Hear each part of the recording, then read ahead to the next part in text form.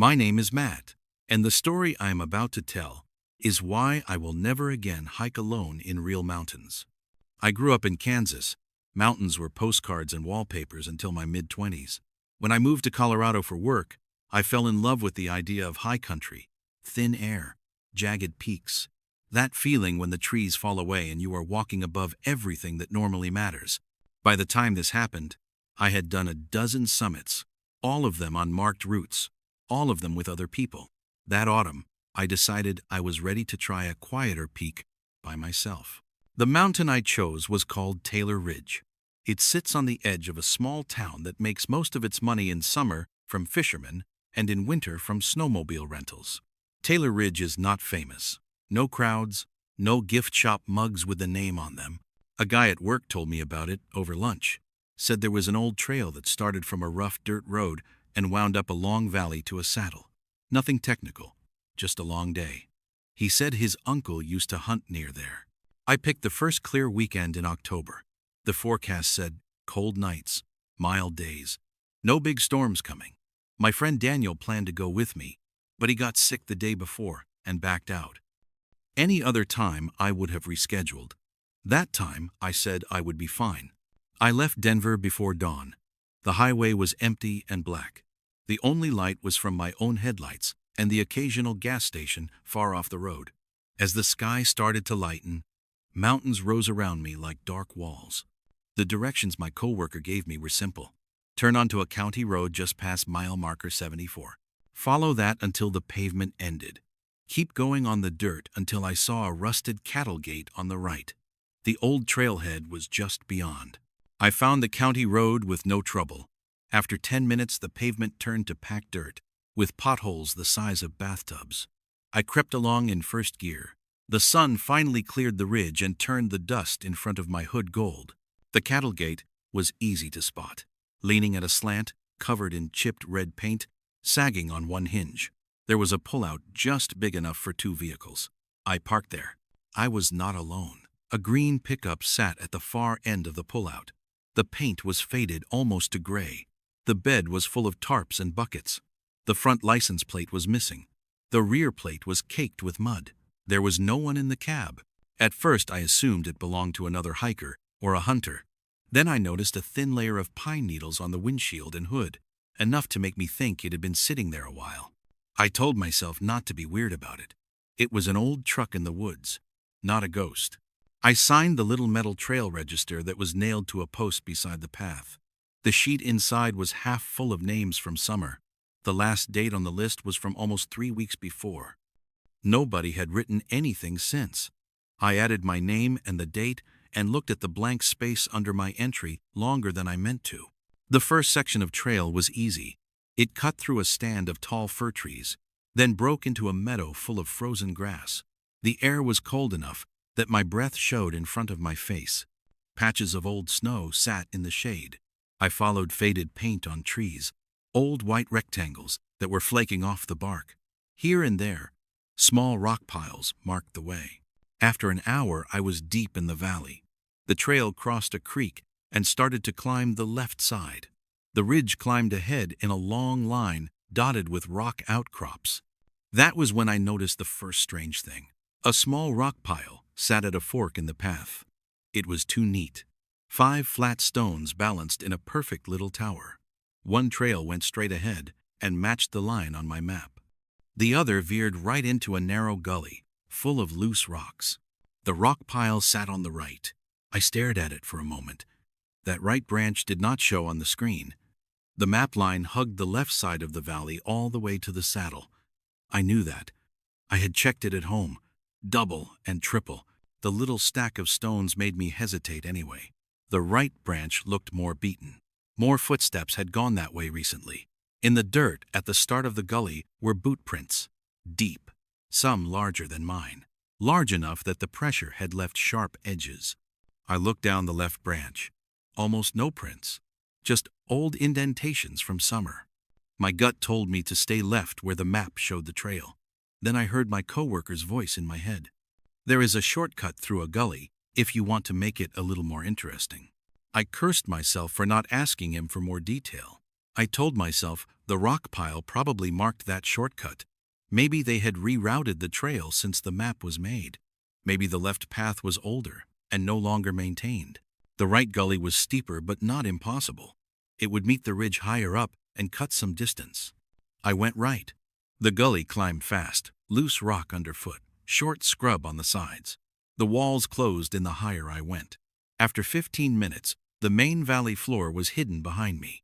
There was only rock and the thin strip of sky overhead. At first, I could still see faint boot prints here and there. Then the rock underfoot turned to slabs and gravel. Any sign of tread vanished. The walls pressed closer and blocked the view ahead and behind.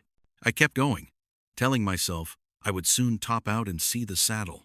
The wind picked up as the sun rose higher. The temperature stayed cold. In some pockets there was ice on the stones. After another 20 minutes, I realized something that stopped me cold. The sun was on the wrong side. On the map, the valley ran roughly east to west. The sun should have stayed on my left as I went up. Instead, it was more behind me, throwing my shadow long ahead in the gully. I pulled the map out again. I checked the compass. The needle did not match what I felt under my feet. The gully had curved, without me really noticing. Instead of taking me toward the ridge, it had swung around toward the backside of the mountain. I had left the trail. I stood there fighting down a wave of panic. The stone walls around me felt closer. The silence seemed heavier. Going back meant down-climbing loose scree and slabs with no clear path. My footprints, what few there had been, were gone. Going forward meant committing to a way I did not know. I chose up. The gully narrowed more. At one point, there was a chalkstone wedged across it at chest height. I had to brace myself and slide under it on my side, scraping my jacket on granite. As I pushed through and stood on the other side, I saw something that made my skin crawl. A fresh cigarette butt sat on a flat rock at knee level. The end was crushed neatly. No ash around it. Beside it, a boot print smudged the dust. I had not seen anyone on the trail. There were no cars besides the old truck. The butt looked new, not weathered. Someone had been here recently, maybe this morning. I listened. Nothing but wind, whistling down the rock. I told myself a hunter might use this gully, or an old-timer from town who knew the backside of the ridge. The idea that it might be the owner of the pickup crossed my mind and would not leave. I climbed higher. The gully finally spilled out onto a broken slope of talus below a cliff band. From there, I could see the open land beyond. My stomach tightened. I was on the wrong side of the mountain. The ridgeline I meant to reach rose to my left. Between it and me was a steep slope of boulders and scrub that looked unstable. Somewhere down and around that slope lay the main valley and the actual trail. I just had to reach it. I checked the time.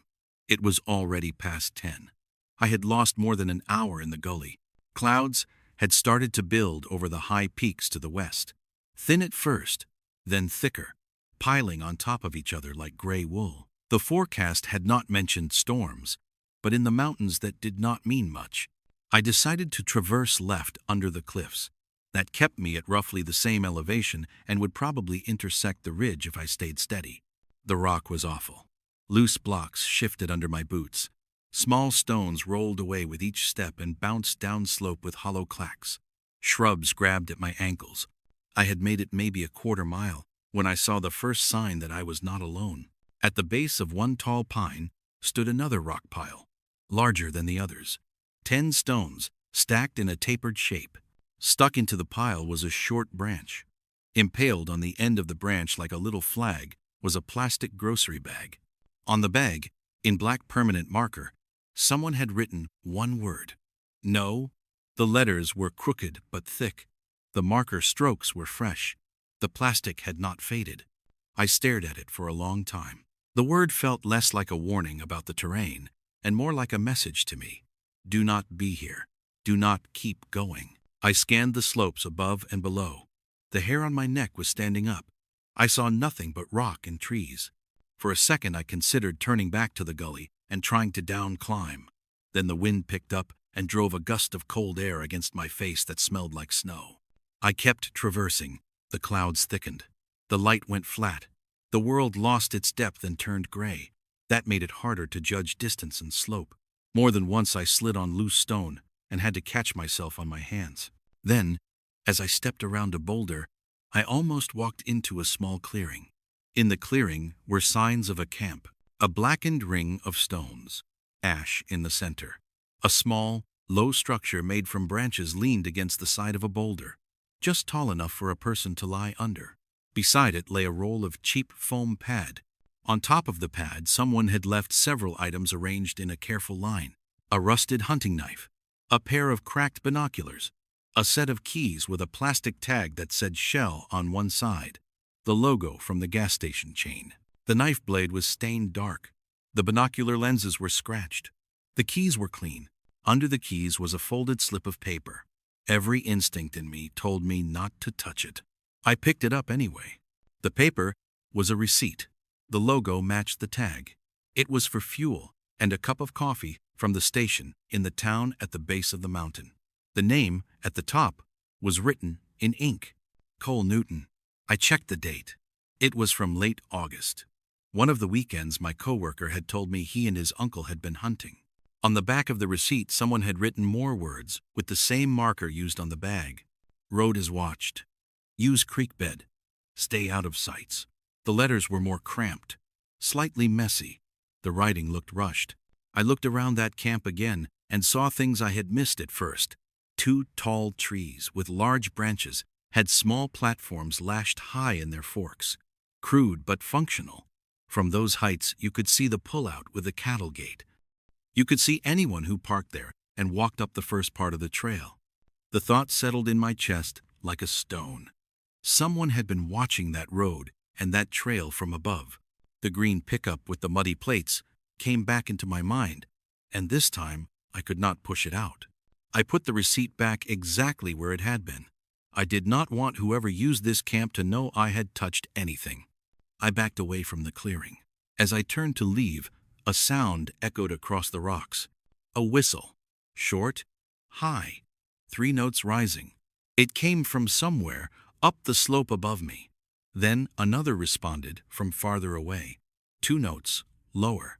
My throat went dry. They were not bird calls, not random noise. It was a pattern. I did not wait to hear if they whistled again. I started moving as fast as I could without sliding out. My only goal was to get out of whatever area those signals were marking. The wind shifted again and brought with it the sharp smell of snow and a distant rumble, a low growl that rolled over the ridge like someone dragging furniture across the sky. The storm had arrived. Tiny pellets of ice started to sting my face. The slope turned slick as those pellets gathered on the rock. The clouds dropped so low, I lost all sense of where the main valley was. I turned my steps downhill. It was an ugly descent. I slipped often. Once, I went down on my hips so hard that my teeth clacked. I could not hear any more whistles over the wind. A part of me was grateful for that. Another part wondered if the storm was exactly the kind of cover those signals were meant to call attention to. After what felt like an hour of fighting down loose stone and scrub, I reached trees again, dense fir, dark even in daylight. I could not see the valley floor from where I was. I chose a direction that felt right and pushed through, hoping to intersect the creek or the original trail. Branches slapped my face. Snow gathered on my hat and shoulders. My boots sank into drifts that had been hiding in the shade. I had just convinced myself that I was finally dropping into the valley when I stepped into another small open spot and froze. In front of me, nailed to a tree at eye level, was a piece of metal, a license plate, green background, white letters, Colorado colors. The numbers had been scratched until they were unreadable. Someone had driven nails through the corners and hung it like a sign. Under it, carved crudely into the bark, were more words. No road this way. My chest locked. I had not seen any sign of a road. The map did not show any on this side, but someone had cared enough to mark that message and leave a trophy. I backed away and turned left, trying to angle away from whatever track the plate had come from. My ankle twisted on a hidden rock. I went down hard and felt a hot burst of pain as something tore in my lower leg. For a moment I just lay there in the snow, staring up at the gray sky. If I could not walk, I was done. I forced myself to stand. The ankle held, but screamed with every step. I could put weight on it if I moved carefully. I limped forward. The trees slowly thinned. The roar of water grew louder. When I finally stumbled out onto a wide creek bed, I nearly cried from relief. The creek itself was mostly dry. Just a trickle of cold water ran between rocks. The bed was wide and full of boulders. On the opposite bank, I could see a faint line that looked like a trail cutting through the brush. I followed the creek down. At some point in that descent, I saw a shape in the rocks ahead that made my stomach drop. A boot. It lay on its side, on a boulder near the edge of the creek. Dark leather. The laces were missing. The sole was worn. Inside the boot, half hidden, was a rolled piece of paper. This time, I did not touch it. I went wide around that rock, picking my way over other stones. I did not want to know what message waited in there, or who had left it. The creek bed twisted and turned. Finally, after more than an hour of hobbling, I saw a wooden bridge ahead, rough planks over a narrower part of the water. Beyond it, a clear dirt track, the actual trail. I limped onto it and let out a sound that was half laugh, half sob. The blazes on the trees looked bright and fresh, civilization in paint. I followed them out. The storm passed as quickly as it had come. By the time I reached the cattle gate, the clouds were breaking. Patches of blue showed overhead. The pullout looked the same as when I had left it, except for one thing. The green pickup was gone. There were fresh tire tracks in the dust where it had been. The prints led back toward the main road. I got in my car and drove straight to town. At the small sheriff office, I told a deputy what had happened. I did not mention every detail. I left out the boot with the rolled paper and the words carved in the tree. I did tell him about the license plate camp and the whistles and the way the gully had been marked with that neat little stack of stones. He listened with a serious face and wrote notes on a pad. When I mentioned the name on the receipt, Cole Newton, he frowned. He said there had been a missing person report from late summer. A man by that name from the Front Range, last seen in town, headed toward the mountains to hunt. The case was still open. I gave him the rough location of the camp and the little shelter as best I could remember. He said search and rescue would take a look when the weather cleared again. I went home. For weeks after, I kept checking news from that county. There was one short article about officials reminding hunters to stick to marked roads and trails and not leave vehicles at unofficial pullouts. Nothing about arrests, or bodies, or illegal camps. I still do not know who built that shelter on the wrong side of Taylor Ridge. I do not know who was watching the road from those platforms and listening for cars in the pullout. I do not know if they were involved in that missing hunter, or if that receipt was there for some other reason. I just know that someone out there knows every gully and creek bed in that piece of mountain better than any map will ever show. Someone walks those blind routes and does not want strangers anywhere near them. Now, when people ask why I hike only on busy trails, I smile and say I like the company. I do not tell them about the moment I realized the sun was in the wrong place, or the first time I heard that whistle. I do not tell them about coming out of the trees and seeing the empty space where that truck had been, and knowing that whoever owned it had been somewhere above me for most of the day. Some nights, when I wake up at 3 in the morning and my apartment is quiet and dark, I picture those stacked stones in the fork of the path, the ones I chose to follow, even though my map told me not to. I think about how easy it was to step into the wrong gully, and how hard it was to get back out, and I wonder how many people never did.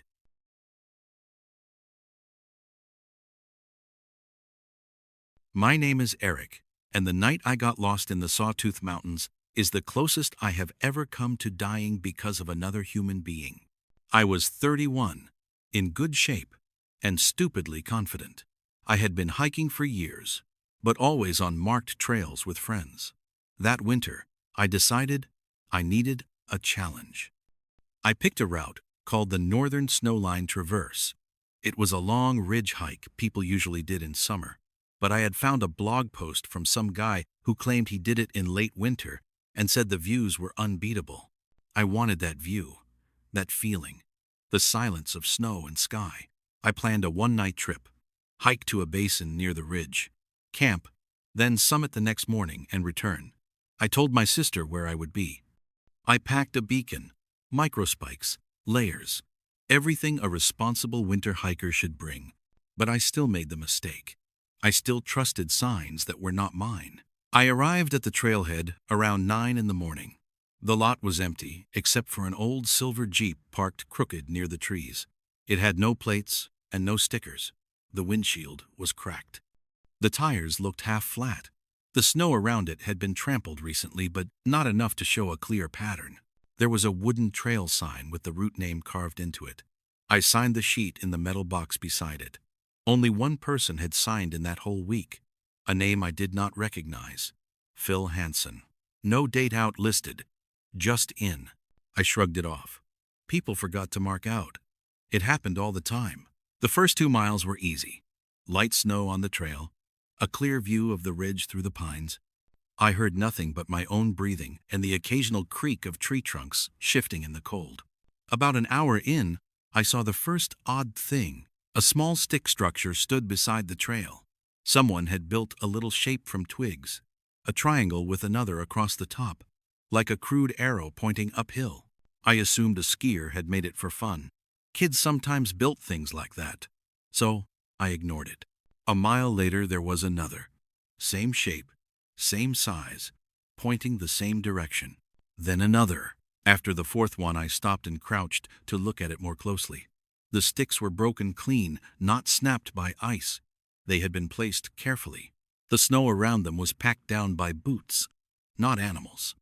Someone had gone ahead of me not long ago and marked the trail with these little wooden arrows. I should have felt relieved, like I would not be alone out there. Instead, a strange heaviness settled in my chest. The arrows did not look playful. They looked precise, deliberate, like the person who made them wanted someone else to follow. I kept going, but slower now. I kept listening. Near noon, I reached the first overlook, a wide ledge with a view down to a frozen lake. I sat on a rock and took out my thermos. The air was crisp and full of that thin winter silence that always made me feel both alive and small. That was when I heard a noise, a soft crunch from behind a stand of firs a little below the ledge. Not a squirrel, not a branch falling, something with weight. I stood and scanned the trees, tightening my grip on my trekking pole. The forest looked still, dark, empty. After a minute, the sound stopped. I told myself it was a deer. I drank the rest of my tea and moved on. The basin I planned to camp in was another 1.5 miles up. The snow got deeper. I put my microspikes on and pressed forward. Every now and then, I saw more stick arrows, always pointing uphill. There were boot prints, too. One set, deep, longer than mine. Someone had come through with heavy boots and a long stride. The tread looked like a standard hiking boot, but the spacing was wider. I told myself it had to be the guy from the registry. Phil. Maybe he was ahead of me. Maybe he had left the Jeep in the lot. I did not know that yet, of course. That part only bothered me later. I reached the basin around 2:30, a wide, flat opening in the trees with a frozen stream cutting through. It was ringed by cliffs and long slopes. The ridge loomed behind, tall and white and sharp. There were signs of a camp, a small circle of packed snow where a tent had been, a melted patch where a stove had sat, footprints leading out of the basin toward the ridge. But no person. The stick arrows continued. One was planted right in the middle of the basin, pointing to the far slope, pointing to the ridge. I stood there a long time. I should have set up my tent, should have started melting water, should have relaxed and prepared for morning. Instead, I kept staring at that arrow. It looked too intentional, too neatly placed, like an instruction. The snow around it was disturbed, not messy, just walked on by someone who had stood there long enough to pack it down. I knelt and pushed my gloves into the footprints. The snow was still firm, not iced over. Not recent, but fresh enough that the person had been there earlier that day. I ate a snack and tried to shake the feeling. The sky was clear. The mountain looked perfect. I wanted that summit. So I followed the footprints up the slope. The tracks led toward the ridge in a straight diagonal line.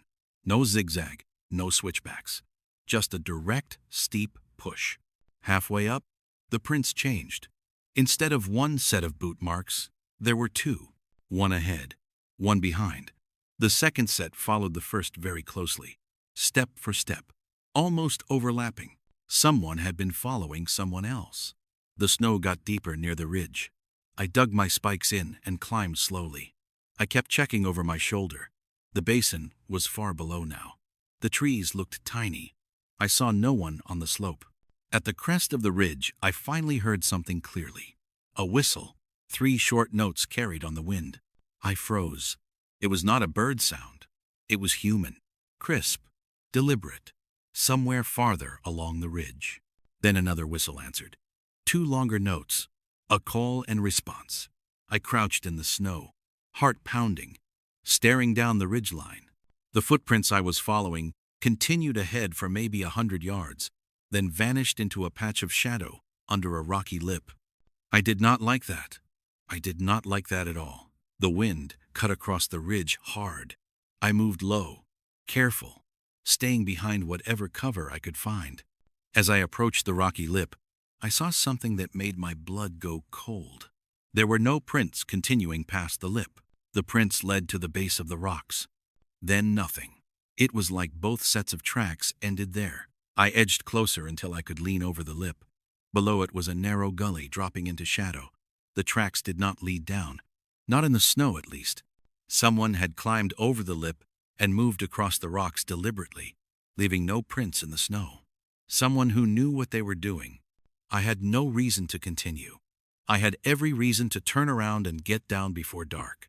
Then I saw it. Pinned to a small branch frozen into the snow was a scrap of lined paper, half torn, a smear across the corner like a thumbprint. I reached for it with a shaking hand. Scrawled in pen across the page was a message. Do not follow him. Go down now. He goes higher and waits. I stared at the paper until my breath fogged it. I heard another whistle. Closer this time. 2 notes. Then silence. I stuffed the paper into my jacket and backed away from the lip. I turned and started moving down the ridge fast. Too fast. Halfway down, I slipped and slid several feet before slamming against a buried rock. The impact rattled my teeth. I forced myself up and continued. I kept looking over my shoulder. Every dark shape between trees looked like a person. Every gust of snow sounded like footsteps. When I reached the basin, it felt wrong. Too quiet. Too still. The stick arrow in the center was gone. Just a bare patch of snow where it had been. The single line of footprints leading out of the basin were gone too, smoothed over by someone dragging something across them or shuffling deliberately. I hurried across the basin and into the trees. As I reached the first stand, I heard a soft crunch off to my right. I spun, ready to see someone. Nothing. Then a faint whistle. 3 notes.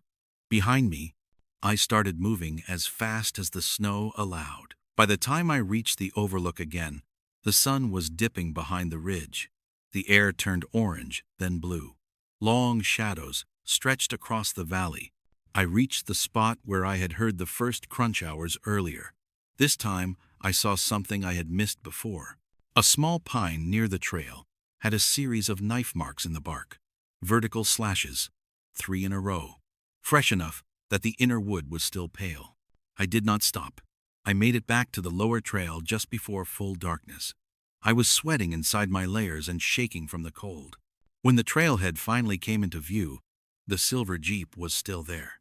Except now the driver's side door was open, wide open. Snow on the seat. No one inside. I did not check it. I did not slow down. I went straight to my car, locked the doors, and turned the engine on.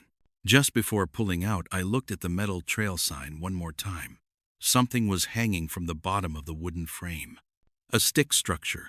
The triangle I had seen all day, balanced perfectly on a nail.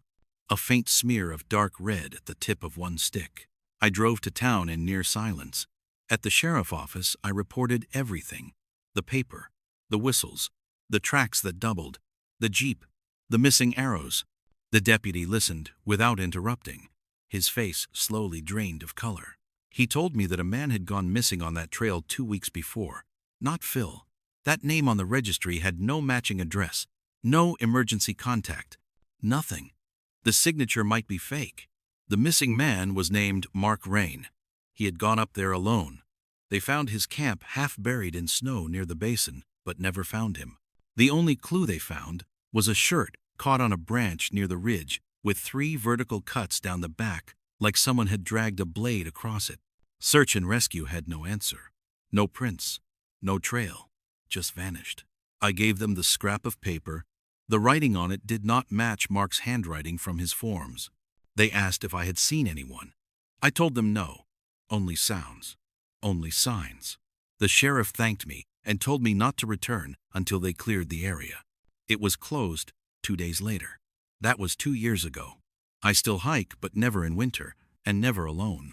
Because sometimes at night, when the wind outside my apartment whistles through the cracks in the siding, it sounds like 2 notes and then 3. And I think of the message pinned in the snow. Do not follow him. Go down now. He goes higher and waits.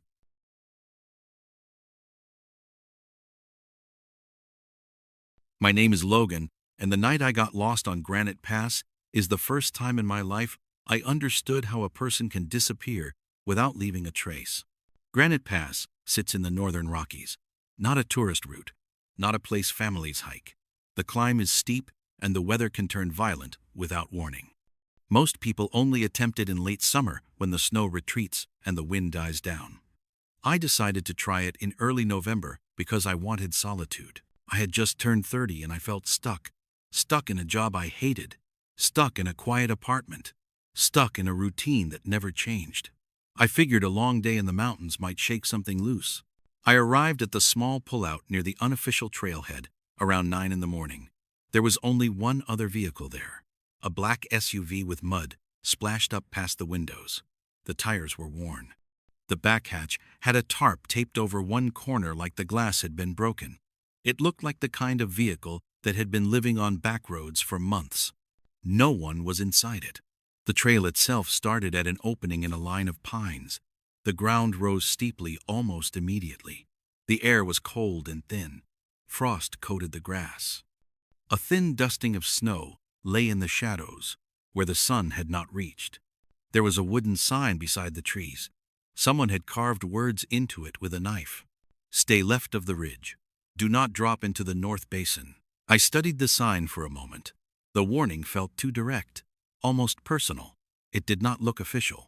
The knife marks were uneven, fresh enough that the exposed wood was not weathered. I told myself it was an old warning meant for snowmobilers. Something about avalanche danger. I stepped onto the trail. The first mile was steep, but steady. I warmed up fast. The sun shone bright across the top of the ridge. The air looked clean and sharp. When I reached the first overlook, I pulled out my phone. No service. I expected that. The valley below was deep and empty. Not a cabin in sight. The second strange thing happened a little after 11. I saw footprints. Not unusual on a trail. What made them strange was the spacing. The prints were a single set, deep, longer than mine by a few inches. The strides were long. Whoever made them had been moving fast or covering ground with a steady, confident pace. They were fresh, the edges crisp in the thin snow. I assumed they belonged to the owner of the black SUV. Maybe they started the hike earlier. Maybe they camped somewhere up the ridge.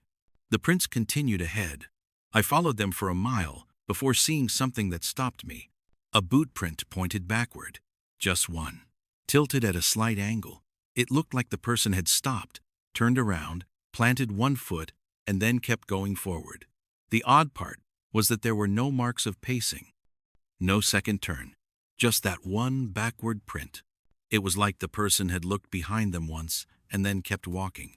I stared downhill at the empty trail. No one was coming. No branches moved. No sound carried on the wind. The feeling that I was being watched settled into my gut like a stone. I kept going. Near noon, the trail split. I had seen the split on my map but expected signs. Instead, there were only trees. The left path climbed toward the ridge. The right dropped into a narrow chute of rock and snow. There was a marker someone had set up. A tall branch stuck upright in the ground with a strip of fabric tied to it. The fabric was red, bright red, too bright to have been there long. It fluttered like an instruction. Go right.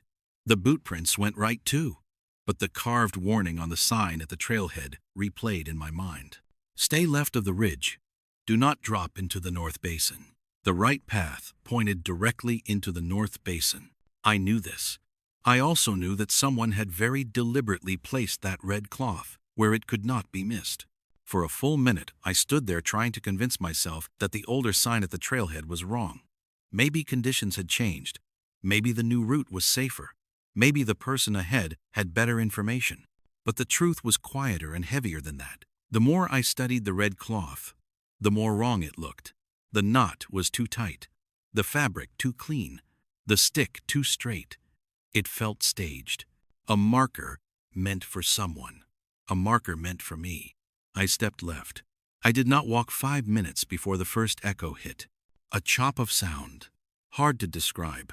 Not like a branch breaking, not like a bird call. More like someone striking two pieces of wood together. One sharp knock, then another. I stopped and looked around. The wind was still. The ridge above was empty. Then a second set of knocks answered. Farther away. Lower tone. A call and response. Someone was signaling, or warning, or searching. That was when the quiet in the mountains changed from peaceful to threatening. The air felt heavy. The snow under my boots sounded too loud. Even the sun looked different, cold instead of bright. I pushed forward. The ridge climb was slow. At points, I had to use hands and feet to scramble over rock. The boot prints from earlier did not appear anywhere on this route. It made me feel alone again, but in the wrong way. Around 1:30, I reached a flat bench just before the ridge crest. I took a moment to rest. The wind had picked up. Thin clouds had begun to build. That was when I found the jacket. It sat folded on a rock. Black, thick, a winter hiking coat. The sleeves were neatly crossed, like someone had laid it out with care. I checked the inside. The lining was warm, the fabric dry, no frost, no damp from snow. Someone had left it there recently. The hood had a name written in faded marker. Foster. Not a first name or last name I recognized. I scanned the area but saw no pack, no gear, no person. Just that jacket waiting on the rock, like someone had stepped away briefly. I did not touch it. Something about it made my mouth go dry. I left it and continued up the ridge. When I reached the top, clouds had swallowed half the sky. The wind shoved hard against my chest. The view on the far side was a sweep of white basins and dark cliffs, beautiful but dead silent. I turned to follow the ridge south toward the summit. A few hundred yards ahead was a shape, a man. He stood still near a rocky outcrop, back turned, dark coat, hands at his sides, facing the drop into the basin. I slowed but kept moving. I was relieved at first. Another hiker meant safety, company, proof I was not imagining things. I called out, "Hey!" He did not turn. I walked closer, maybe 30 yards now. The wind carried my voice straight to him. "Hey man." No reaction. I walked closer, 20 yards. He did not move, not even a shift of weight. Something was wrong with his posture. His shoulders were hunched forward, like he was leaning slightly over the drop. His head was angled down, not like he was looking at the view, more like he was listening to something below. I reached 15 yards and stopped. A cold wave rolled through me so hard it took my breath. The man was wearing the same jacket I had seen folded on the rock. The coat was identical, the same brand, same color, same worn cuff, except this one had tears in the back of the right sleeve, long slices in the fabric, like someone had dragged something sharp down the arm. I backed up a step without thinking. The wind shifted. The man's head turned slightly, barely, just an inch, but enough to see the side of his face. His cheek was pale, his eye unfocused. He did not look at me. He looked past me at something far down the ridge. Or someone. A voice carried up from somewhere behind me. Low, male, close enough to hear but not close enough to understand the words. Then another voice answered farther down the ridge, not shouting, not calling, just speaking. Then silence. The man in the torn coat took a step forward. For one terrifying second, I thought he was going to jump. Instead, he turned to face the basin fully. His hands opened slowly. Then he walked down the slope, not carefully, not like a hiker navigating snow. He walked down as if he had walked that same line 1,000 times, straight into the deep basin that the trailhead sign had warned about. I watched him disappear behind a ridge of snow. I waited to hear slides, cracks, evidence of an avalanche. Nothing came. He was gone. The sky darkened to the color of slate. A cold gust hit my chest and shoved me backward. I did not want to follow him. I did not want to go in the direction of those voices. I turned and started down the ridge the other way. The trail vanished under snow. I cut down the side of the mountain, moving as fast as I dared. The slope was steep, the footholds unstable. My legs ached, my breath burned, and then I heard the knock again. One sharp strike of wood on wood, then another, closer than before. I hurried. The ridge sloped into a forest of tall pines. The light dimmed under their canopy. Snow fell in slow, quiet flakes. The ground was uneven with shallow drifts. Somewhere behind me, footsteps crunched, heavy, slow, measured. Not the fast pace of someone trying to catch up. Someone taking their time. Someone confident they could find me. I did not look back. A few minutes later, I stumbled onto a faint trail, a narrow strip of old dirt and broken needles. I followed it with my heart slamming against my ribs. The trail twisted between trees and dropped into a gully that felt wrong. Too narrow, too dark, the air colder, the snow thicker. I realized with a sick drop in my stomach that I had made a mistake. I was dropping toward the North Basin. I climbed out as fast as I could. My shoes slipped. My hands burned against ice. My breath came out in raw gasps. I reached a small rise and saw a gap between trees. Through it, I could see the valley floor. Far, too far. The wrong valley, the wrong side. My head spun. I checked my compass. The needle swung strangely, not steady, not pointing north. Some kind of interference. I hit the casing. The needle twitched but did not settle. Somewhere beyond the trees, I heard the voices again. Two men, speaking low, calm, like they were discussing something ordinary. I crouched, tried to listen. I could not make out the words, only the tone. Focused, intent, not lost, not confused. Hunters maybe, or trackers, but the way they spoke made my spine tighten, like they were planning something only they understood. I backed away from the slope and pushed uphill. Snow fell faster. The light dimmed more. My hands stung with cold. My legs cramped. My lungs clawed for air. At one point I slipped, and my leg plunged into a hidden hole between rocks. Pain shot through my knee. I forced it out and kept going. I clawed my way upward until I saw the ridge silhouette again. Not the summit ridge, a side ridge, but higher ground. And higher ground meant visibility, options. I reached it at dusk. The sun had dropped behind a cloud bank. The sky had turned purple and gray. The wind cut my face like a blade. But I saw something ahead that kept me moving. Trail prints, not the long heavy ones, fresh ones. Mine. I had looped back toward my own route on the ridge. Relief hit like a drug. I followed my prints down. I passed the rock where the coat had been. It was gone. The rock bare. I passed the point where I had first seen the man. No sign of him. I descended fast. The air warmed as I dropped elevation. My breath steadied. I saw trees I recognized, landmarks from hours earlier.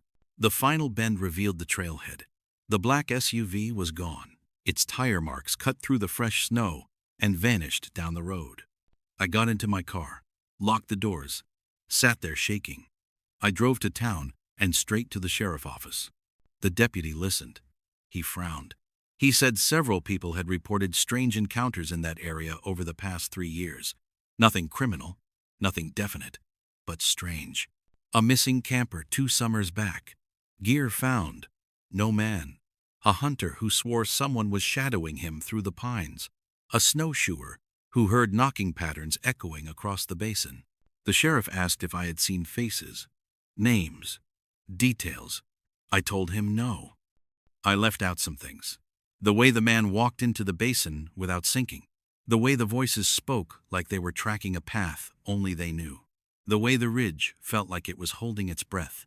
I left out the stick marker still hanging from the trail sign.